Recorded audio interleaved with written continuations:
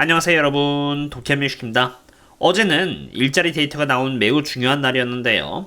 시장은 경기가 빠른 속도로 쿨다운함에 따라서 연준이 빠르게 금리를 인하할 것이라고 바라봤지만 정작 일자리 데이터는 그러한 수치를 보여주지 않았습니다.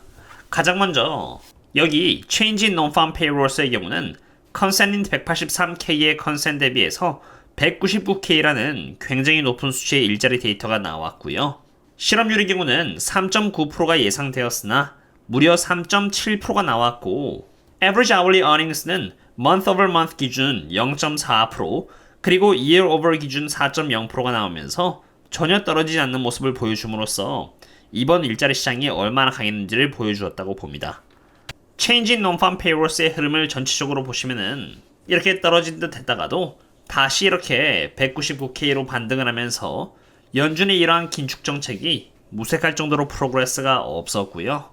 실업률의 경우는 3.7%로 최근에 이렇게 올라간 듯 했으나 다시 주저앉은 상태입니다. Average Hourly Earnings 또한 4.0%로 코로나 이전에는 보시는 것처럼 이렇게 3%대였는데 여전히 4%의 급여 인상률을 보여주고 있기 때문에 과연 내년 3월 달에 금리 인하가 될지 궁금증을 자아냅니다. 실제로 일자리 발표가 나온 뒤에 금리 전망에 있어서 변화가 생겼는데요. 여기 보시면은 2024년 3월 달쯤에 금리 인하 확률이 원래 이렇게 무려 76%나 됐었는데 이번 결과와 함께 순식간에 그 확률이 54%로 이제 더 이상 금리 인하 쪽에 무게가 잡혔다라기보다는 금리 인하를 할 수도 있고 안 할 수 있다라고 바뀌었습니다. 그럼 이제 채권의 흐름을 보겠습니다. 일자리 지표가 강하게 나오면서 금리 인하의 확률이 조금 더 상대적으로 떨어짐에 따라서 10년 국채금리는 보시는 것처럼 다시 반등하는 모습을 보여주고 있는 상태입니다. 이렇게 되면은 다시 일드 커브의 구조는 변할 수밖에 없습니다. 일자리가 생각보다 강하다고 생각된 나머지 연준이 24년 3월 달에 금리 인하하는 것이 아니라 그 기간이 더 길어지면은 금리가 장기적으로 유지된 기간이 더 길어진다는 것을 의미하고요. 그 말인즉슨 여기 2년 국채금리는 다시 이렇게 위로 돌아온다는 것을 의미합니다. 이렇게 보시는 것처럼 2년 국채금리가 반등을 하고요. 마찬가지로 10년 국채금리 또한 반등을 한다는 것은 인플레이션이 생각보다 빠지지 않는다는 것이고 그런데 그 와중에 GDP 성장률은 지난분기 대비해서 확연하게 떨어진 상태입니다. 4분기 GDP Real Growth는 1.25%까지 하락해서 여기 Nominal GDP는 3.2%가 될 것이라고 지금 예측되고 있기에 이러한 부분은 제가 예전부터 미리 말씀드렸던 스태그플레이션과 같은 움직임입니다. 그로 인해서 2년 국채금리가 다시 올라가고 그 와중에 10년 국채금리가 더 빠르게 상승을 하게 된다면은 그럼 일드 커브는 good is good, bad is bad가 아니라 다시 예전처럼 bad is good의 방향으로 가게 되는 것입니다.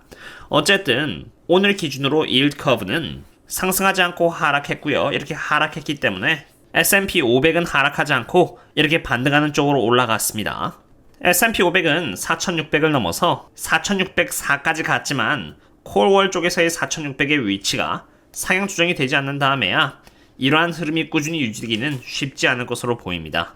보시는 것처럼 S&P 500이 4600 대비해서 4 정도 오버가 되어도 여전히 콜월은 이렇게 변동되지 않은 4600의 위치에 잡혀 있고요. 그렇게 되면 높은 확률로 S&P 500은 다시 4600 언더로 내려올 가능성이 매우 높습니다. 물론 이러한 콜월이 4600에서 놀지 않고 4650이라던가 상향 조정이 된다면 주가는 더 올라갈 수 있게 됩니다.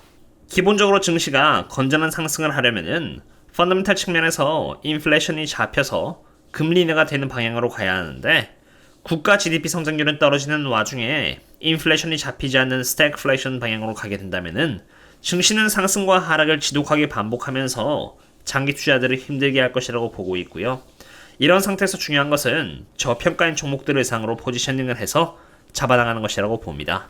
우선 보잉의 경우는 이제 저점 대비해서 40% 상승한 종목으로 2,400명의 멤버십 분들 상으로 10월 11일 날 다시 보잉이 저평가되었다라고 이렇게 코카콜라와 함께 말씀을 드렸었고요. 주가가 굉장히 크게 하락한 이유는 세 가지 이유로 적어놓은 것처럼 서플라이 체인 이슈와 두 번째가 스피릿 에어 시스템에서 문제가 발생하면서 737 맥스에 문제가 있다는 두려움, 그리고 마지막으로 KLM과 트랜스아비아에서 737 교환 사이클을 놓쳤다는 등 개별적인 마이너한 이슈 때문인데 제가 적어놓은 것처럼 KLM 쪽에서 수량을 잃었다고 할지언정 산업 자체가 크게 회복세를 보이고 있는 만큼 보잉의 재무 상태는 좋아질 것이고 회복세를 그린 것이라고 분석드린 것 같이 10월 11일 이후 주가는 살짝 하락했다가 큰 폭으로 반등을 하기 시작했고 그런 과정에서 꾸준히 판단에 도움이 될 수 있도록 여기 11월 13일 역 헤드앤숄더가 잡혔고 넥라인을 이렇게 돌파해 주었기 때문에 기술적 관점에서도 잘 이어나갈 것이라고 멤버십 분들께 또 따로 분석을 드렸습니다. 저는 매크로에 대한 분석을 이어나가되 불안정한 매크로 환경 속에서 저평가되어 있는 종목 및 섹터들을 꾸준히 발굴해서 다음 먹거리들을 저희 멤버십 분들께 이렇게 공유드리고 있는데요. 중요한 것은 한번 분석을 하고 말아버리는 것이 아니라 계속 현재 진행형으로 올바른 대응을 할 수 있도록 대신해서 숙제를 계속 해드리고 판단 기준을 잡아드리는 것이라고 봅니다. 왜냐하면 저는 그냥 ETF에도 투자하지 않고 레버리지에는 당연히 투자하지 않으며 숏은 전혀 치지 않는 그저 저평가만을 대상으로 투자하는 사람이기 때문입니다. 그리고 애널리스트들은 보잉이 앞으로 발생할 수도 있는 경기 침체에도 특별히 타격이 없을 것이라고 보고 있습니다.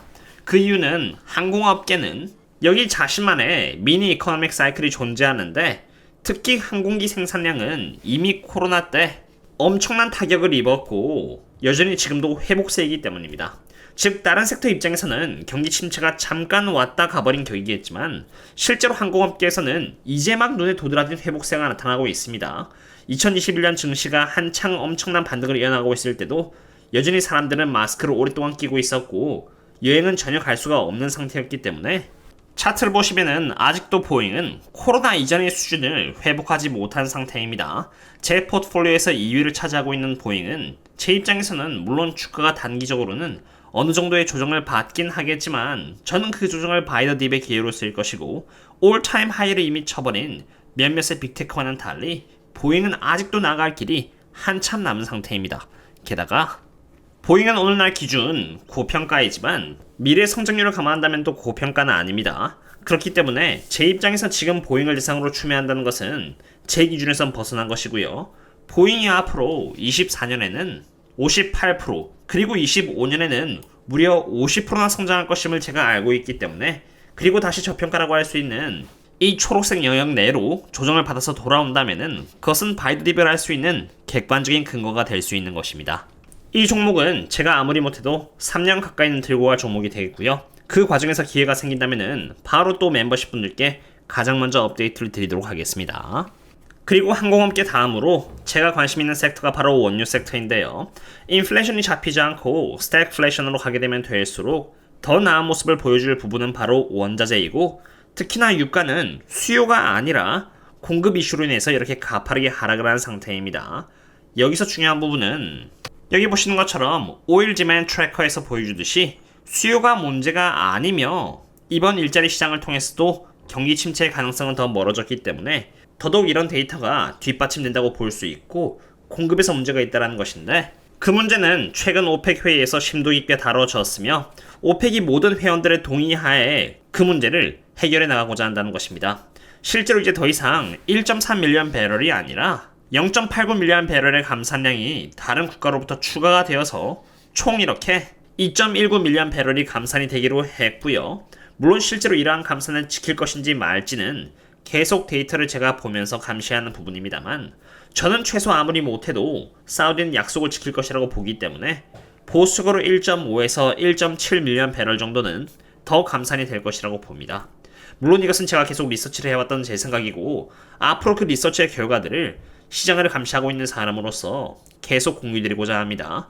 만약 제가 생각한 대로 오펙에서 감산하는 모습을 계속 유지해 준다면은 지금까지 늘어왔던 원유 재고량은 다시 빠지는 쪽으로 이렇게 잡힐 것이고 그렇게 되면 유가는 다시 이러한 상관관계에 따라서 반등을 해줄 것입니다. 물론 저는 이러한 데이터들을 리얼타임으로 계속 감시하고 있고 원유 재고량이 이제 다시 하락 가능성이 높다고 보고 있기 때문에 제가 봤을 때 보인과 같이 펀더멘탈이 강력하고 저평가되어 있는 종목을 추매하였고요. 그 부분은 멤버십 분들께 이미 공유를 드렸습니다. 어쨌든 이러한 과정들을 매일 감시하는 것은 투자자로서 당연히 해야 할 숙제이고 그 숙제들은 멤버십 분들께 계속해서 공유드리도록 하겠습니다.